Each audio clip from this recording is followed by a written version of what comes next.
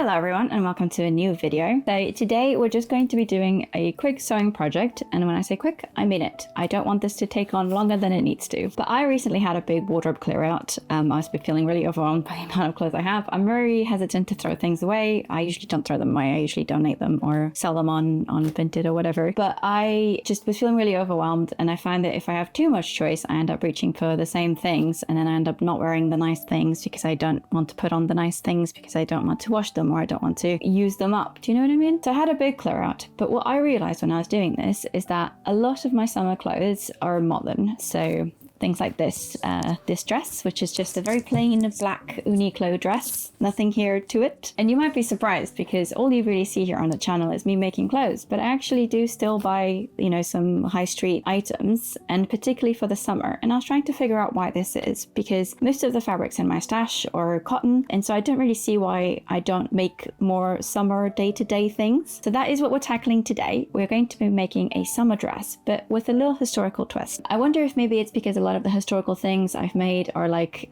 made of wool. Maybe I have made a lot of skirts made of wool and a lot of dresses made of wool. So today we're going to be making a Victorian inspired dress with some historical design elements, but also some modern alterations, just to make sure that I do wear it in my day-to-day.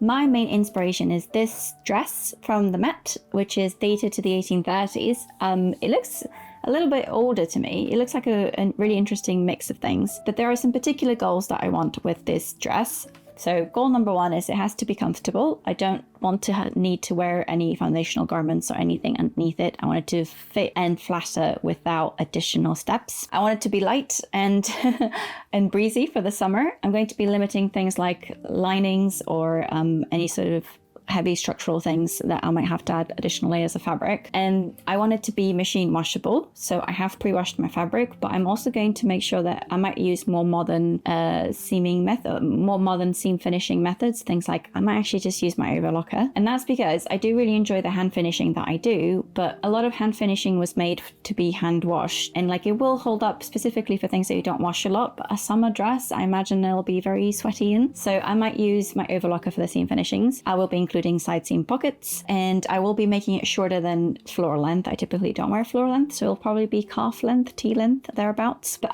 the things I'm going to be taking from my main inspiration are a centre front closure, that sort of dropped shoulder that's very mid-Victorian, the gathered front at the gathered at the front and the gathering at the back, and also just the plain rectangular gathered skirt. I haven't quite decided about the closures, but I think I'm going to be making invisible closures, so either an invisible button placket, which I have never actually done before, so it'd be a good skill to learn, or just a placket with some snaps. And the other big alteration I'm going to be making is that although there were 1830s evening dresses had very white boat-like necklines. Day dresses are typically closed up to the throat, but I think for the summer I would prefer a wider neckline, so I'm going to be doing a wider neckline, which isn't technically anachronistic for the decade, but it is anachronistic for the time of day of the clothing. So, exposing your arms and your neckline was really only for the evening, not for the daytime. And lastly, the other thing I want to do is I'm going to be trying to make convertible sleeves. So there's a lot of 1830s dresses that have a sort of two-part sleeve, sometimes with like a gathered top and then a puffier sort of undersleeve, and that's exactly what I'm going to try to do. But I'm going to connect them either with snaps or buttons, so that in the summer I can take the sleeves off and have a shorter sleeve, and if I want to wear this into a mid-season in the autumn, for example, I can then add the longer sleeve. Also, you can just roll up these kinds of sleeves. So my starting point in terms of, first I'll show you the fabric actually.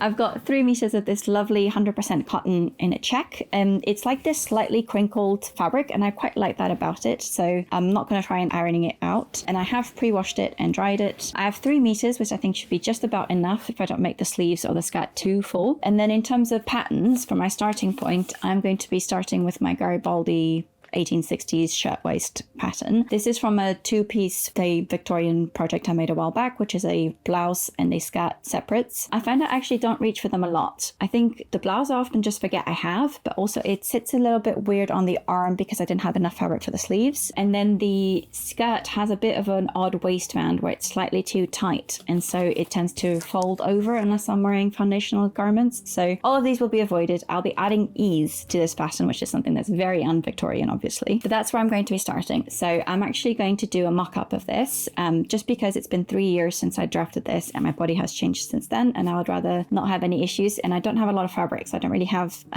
fabric to make mistakes. So I'm going to get started in just cutting out a mock-up of this pattern with some slight alterations so that I can then draw the new neckline on and just make sure everything fits. And then I should be able to get started with the actual dress, because it's just a rectangular skirt. I already have the bodice pattern. It's just the sleeves that are going to take some finagling, but that's towards the end. So I think we can get started.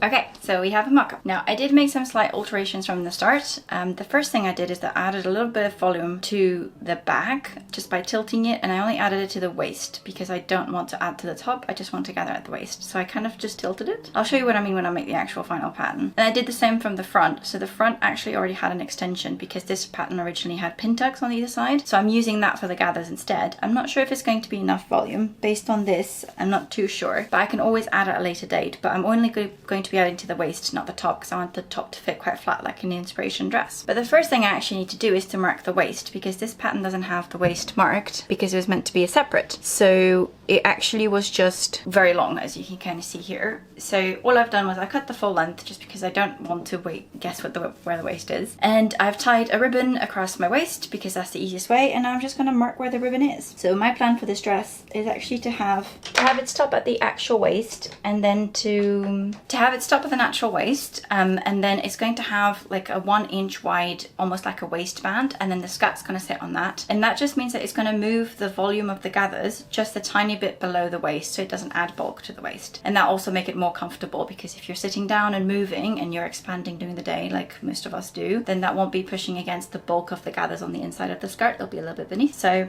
that's my plan. So now I'm just going to mark the waist, and then I'm going to chop off the extra bits, run the simulation gathers to see if I like the placement of them. And then I'm also going to mark the neckline that I like. So I think I'm probably going to want to do this. Yeah, probably something like this. Not too deep, just a little bit more airy. Yeah, like that. And then at the back, something similar to that, like a little bit more open as well. So I'm gonna make these last final touches, and then I'll come and show you what it looks like. Okay, so I've done quite a lot of alterations to this, and I'm pretty happy with where it's at, so I think I'm going to proceed with it. So what I did was I cut the neckline. It has warped a little bit, obviously, because it's a wider one on the bias now. But what I think I do, I've just pinned it here a little bit closer together, but I've only allowed for this overlap here for the closure, so you can see. But what I might do is either just then overlap the fronts and make it so that it shuts closer, or I might run a little gathering line here and also just like nip it in a little bit, ease it in. But otherwise I ran 3 lines of gathering on either side of the center front here, and I basically gathered it until I was happy with the density of the gathers. And then saw if it fit. I think it could use with an extra inch, so I think I will add an extra inch on either side just to give it a little bit more volume. And then the back was also gathered, but also quite improperly because it has now come loose here. But the back could also use with a bit more volume, so I'll add a couple of more inches, but only to the waist at the back so that the gathers can really pull that in more. But otherwise, I think I'm happy to proceed. And then I just want to double check here the length of the waist, because there's going to be like an extra inch here.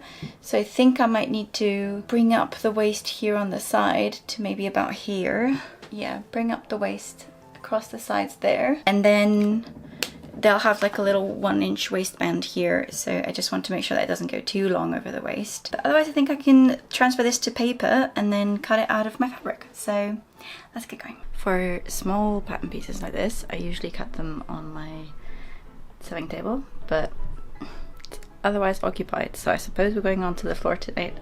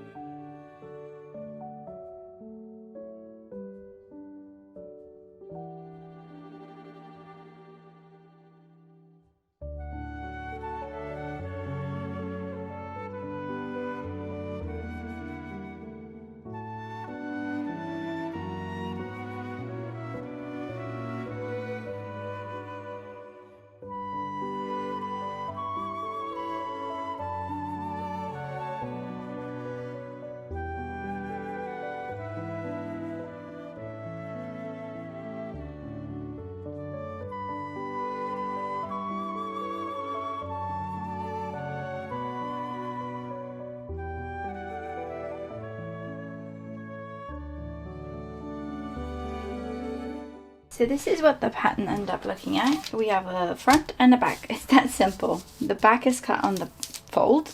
There's a round neckline at the front and the back, and there's a sloped curved shoulder, and the center front has a button placket allowance here, and then these are the gathering lines for the little gathers at the front. So very simple, and as you can see, I have actually already sewn it up because it's that simple. I just cut it out, finished all the edges, and then I finished the placket first just by whip stitching it down. So it has a 1/2 inch overlap allowance here so that it matches up like this. Oh, I hadn't even planned for that, but I can get the checks to align, which would be really nice. Okay, well, that was an accident, but that's great.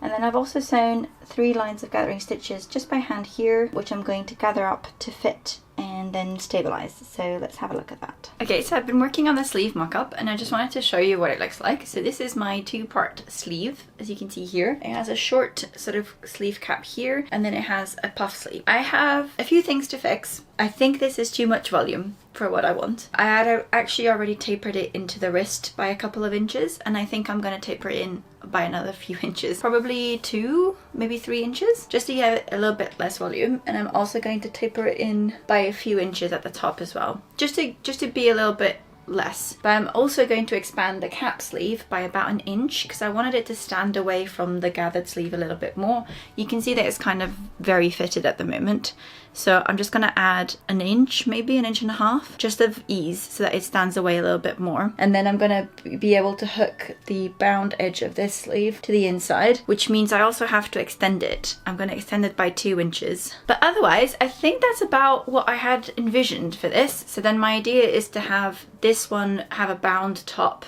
with snaps that I can attach to the inside of the hem of the little cap sleeve and have a transformable sleeve. But the reason I wanted to do the sleeves before I do the skirt is just because the sleeves, this kind of sleeve actually takes a lot of fabric, and I just wanted to ensure that I have enough to cut out the sleeves and then use as much as possible for the skirt. So that's what I'm going to be doing. I'm going to fix these things on the pattern, and then I'm going to cut out the sleeves and then cut out the skirt. The skirt is just going to be a rectangle with whatever fabric I've got left. It's probably going to be calf length, and it's going to close at the front, so I'll add a seam for that, but I'll also add 2 seams at the side just so I can have an easy place to put pockets, because I need pockets. It's that simple. But yeah, that's it. Let's get going.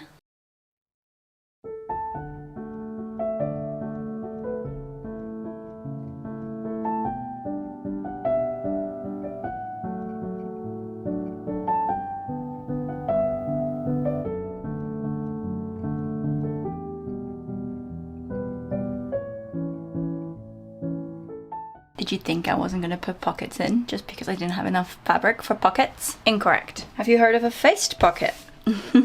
This is when you don't actually have enough matching fabric, but you just put enough so that the slit of the pocket, which is located here, if it was to show, you do show a little bit of the matching fabric. So I've got a plain linen, and then I've got this little bit, which I've also had to piece, by the way, which you can see here. And then I just overlocked it all together so that it's one. So if for whatever reason the pocket does gape open at the side seam, you'll only see the facing. Yay! Let's put some pockets in.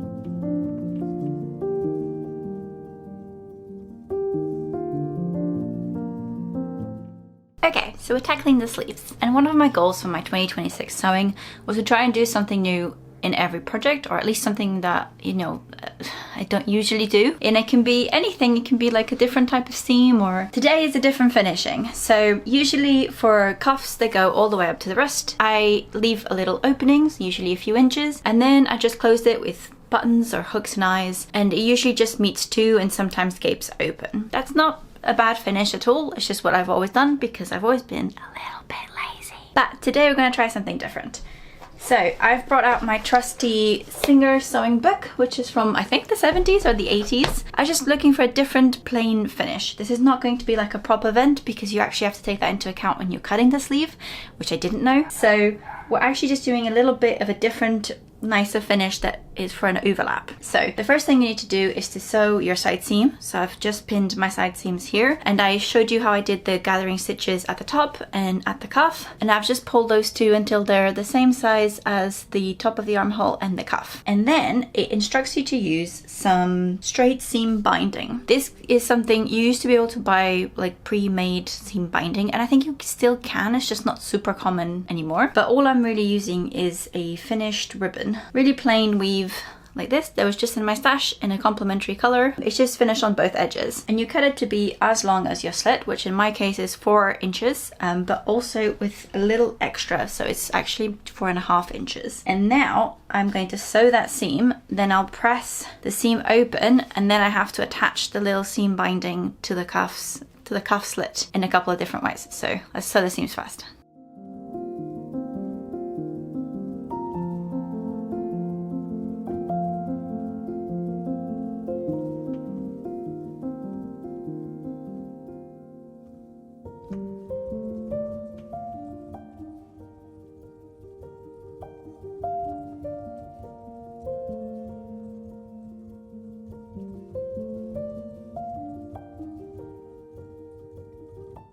Okay, so here's the next step. So when you're sewing on the seam binding, it's basically you're sewing it on with different seam allowances so that when you turn it over, you actually use the existing seam allowance of one side as the extension. So on one side, you should sew it 1/8 in from your seam allowance. So for example, my seam allowance was 5/8. So I sewed my tape down just by top stitching to the wrong side at 1/2 inch in. And then on the other side, you do it 1/8 in from the raw edge. Now I did it at 1/4 inch because that's where my overlocker was, but what that means is that my overlap is slightly smaller, but that's fine, I don't mind. So I've done all that, so then all you need to do is you can press it nicely, and then I'm just going to hand stitch up this edge here, and then I'm going to whip stitch across the raw edges. And you can also whip stitch one side down to the seam allowance. I'm not sure how you're supposed to do that. It tells you to do that. I think you're not supposed to stitch all the way into the 1/2 inch overlap from the gap. I only did it on one side, and I think, yeah, so then it stands free and you can actually stitch the overlaps together. But that's fine. Just a little bit of hand stitching to do now to finish it.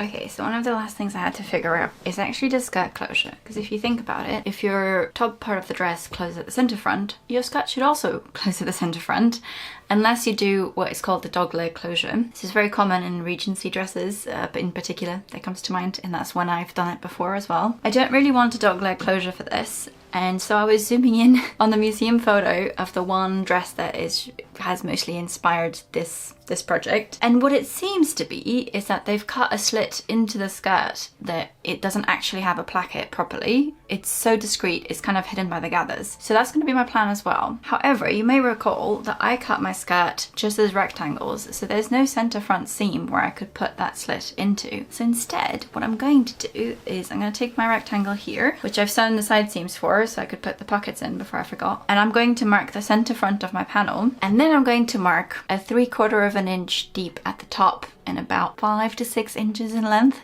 dart. And I know this sounds crazy, but I feel like this will be the easiest thing to do rather than just cut the slit and then hem it. I'm going to sew the dart, probably by hand, then cut the slit to stabilize it, and then just use the bit that I sewed as the center front point, and then roll the hem in. I don't know, my head just feels like that will be a really nice and even way to cut the slit. So we're gonna try it.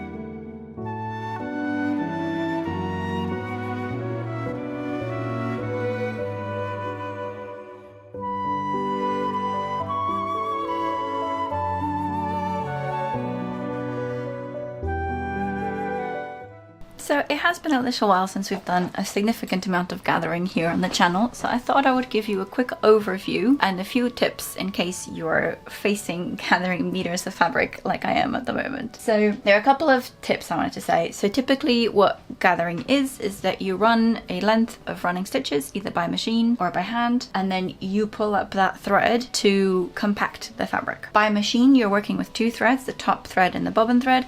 By hand you're typically just using 1. It is often recommended that you run 2 parallel rows of gathering, and that just means they're going to lay much nicer, which I do always do. So I've made my first line 1/4 of an inch from the edge, and then another 1/4 of an inch again. Just make sure that you want those 2 lines to be within your seam allowance so that it's hidden whenever you finish that edge. I have used the longest stitch length on my machine, which is 6. My machine is a vintage 1950s Singer, and it doesn't have the same sort of measurements as modern machines, but basically what this means is that it will do 6 stitches per inch. This will depend on your machine, but usually the largest are 4 millimeters or 4.5 depending on your machine if it's modern. I usually like, yes, something between 4 or 4.5 should be fine. But then the other thing that I do that is quite good is I could have just started my row of gathering stitches at the center front slit, and then done 1 all the way around and then finished at the other slit. However, I've broken this up into the front left, the back, and then the front right. And this is because if you run 1 single length of thread, you risk that thread snapping and then you're having to redo everything. And that has happened to me in the past before. So by breaking it into smaller chunks, that means that the likelihood of your thread snapping will only affect that bit of the gathering. This is a personal preference. I would recommend it. I could have split the back into 2 as well, but honestly couldn't be bothered. So we're just gonna go with her as it is. The other thing I typically do is that I always put whatever non-working threads, whatever threads I'm not working with at the moment, in a figure of 8 across pins like this, and that's the top and bottom thread. I don't know if, yeah, like this. And then this means that when you're pulling the threads, the other side won't come out.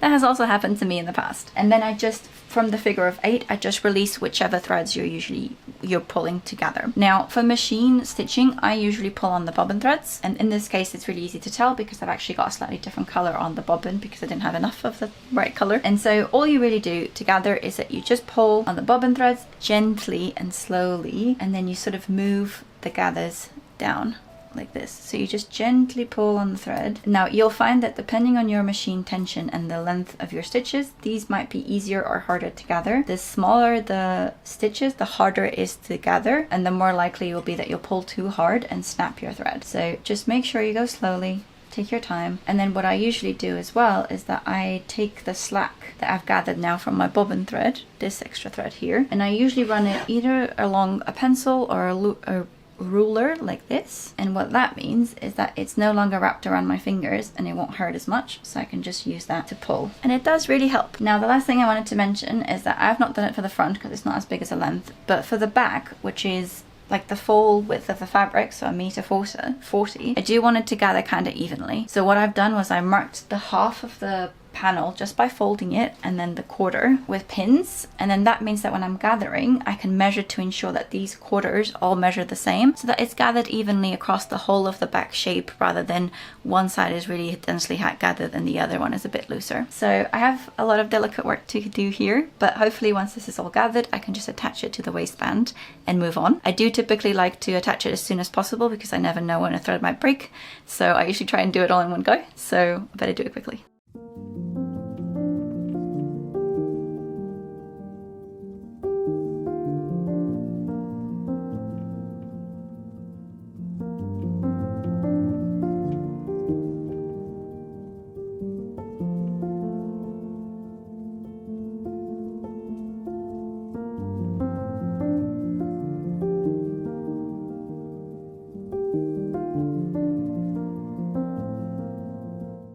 So to finish the neckline, I had kind of hoped I'd have enough fabric to do a matching like bias binding or facing, but alas I don't. So instead I have a bit of bias binding that I'm using. But I just wanted to show you. So I remember that when I last tried on the bodice, it felt like the neckline was standing a bit away from my body in the mock-up, and I wasn't sure if this was because it had warped while I was sewing, so I stay stitched the neckline before I started working on the pieces. But the other thing that I'm doing is, as I'm sewing a prick stitch along the top edge to secure the bias binding by hand, because why not, I'm also folding it over my finger like this, and then I'm just sewing the normal stitch like this, and then I rotate over my finger. And this is really easy because it ensures that I do catch the bias tape, but the other thing it does is that it naturally puts in a gentle curve into my sewing, and that will help the neckline stand closer to the body, hopefully. And then I'm going to give it a good press over my ham so that it's also a bit more rounded. But yeah, these are all the things that I'm trying to do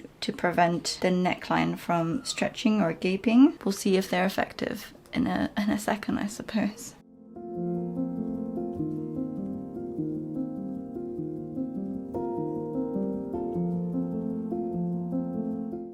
In an effort to avoid the perception that I only show you good things on the channel, I've tried on the dress for the first time since I adjusted the gathers on the bodice, and it is a hot mess. Let me see if I can get you a little bit further away.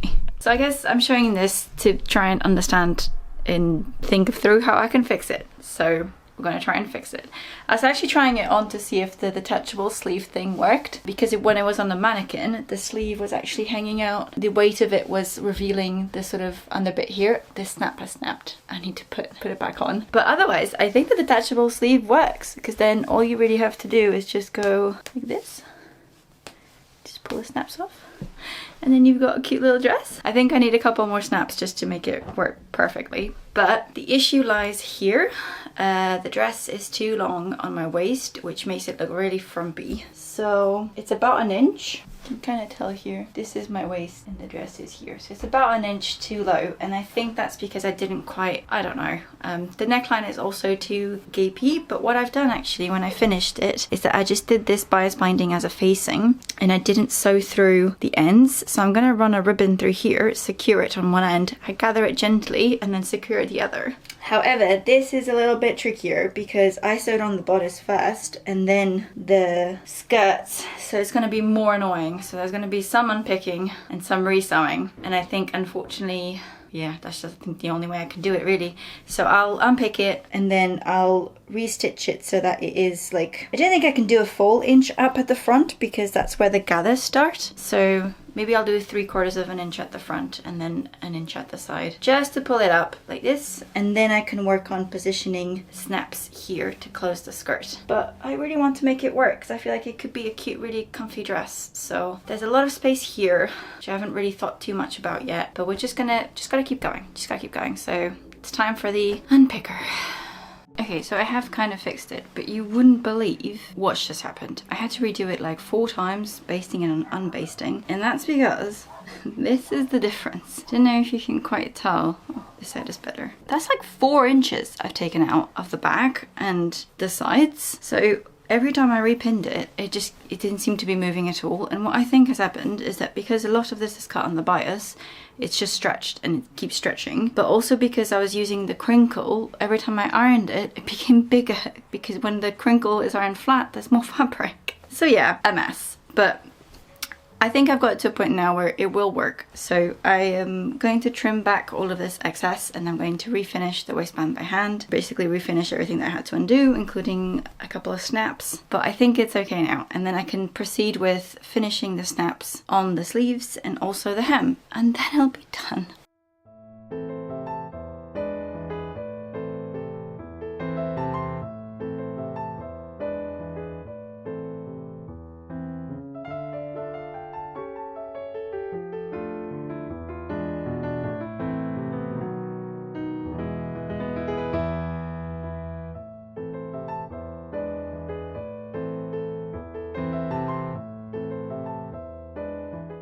Okay, so the dress is finished. I did a lot of hand sewing on the sofa, so you didn't get to see much of it. But it was basically sewing on all of these snaps across the center front. I added some additional snaps to the sleeves here. I also added some snaps to the cuffs just here. And then I had to refinish the waistband on the inside because I did take up the bodice again, and I added some to the front slit here. And then the last bit of finishing that I had to do was just the hem. So the hem facing is actually just a strip of old cotton that I had, and because this is a rectangular skirt, it doesn't even need to be on the bias. It's just literally a strip of an old sheet. But it gives it just a little bit more weight and makes it stand a little bit nicer, which I'm really happy with. So I just sew that right sides together, put it to the inside, and then finished it with a herringbone stitch, which is very, very discreet, especially on this crinkle pattern. So yeah, I think it's time to try it on and see what it looks like.